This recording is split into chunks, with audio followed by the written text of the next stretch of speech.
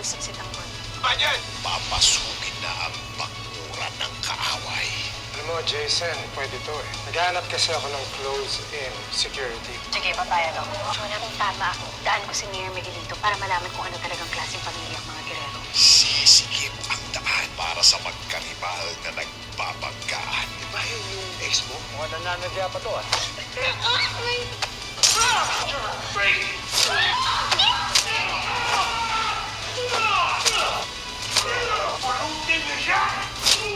At lilit na ang mundo. Kasi kailangan mo pa akong ihatid. Mamaya may mambastos sa'yo dito. Tanggol! Oh my God! Hi, Tanggol! Si Rocky po hindi pa umuwi. Masama ang kutob ko. Alam ng pulis na yung tayo nagtatago. Basta magtiwala kayo sa akin. Hindi tayo lalagdag ni Bonggay.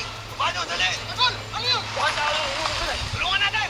Muling magsasalpukan ng kanilang mga landas. Boss!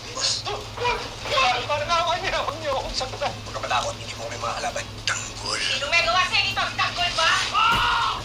Anong pangalan mo? Anong pangalan mo? Bernard Aguirre. Di ko makakalimutan ang ginawa mong pagbubugbog sa akin. Kasi ito sa'yo.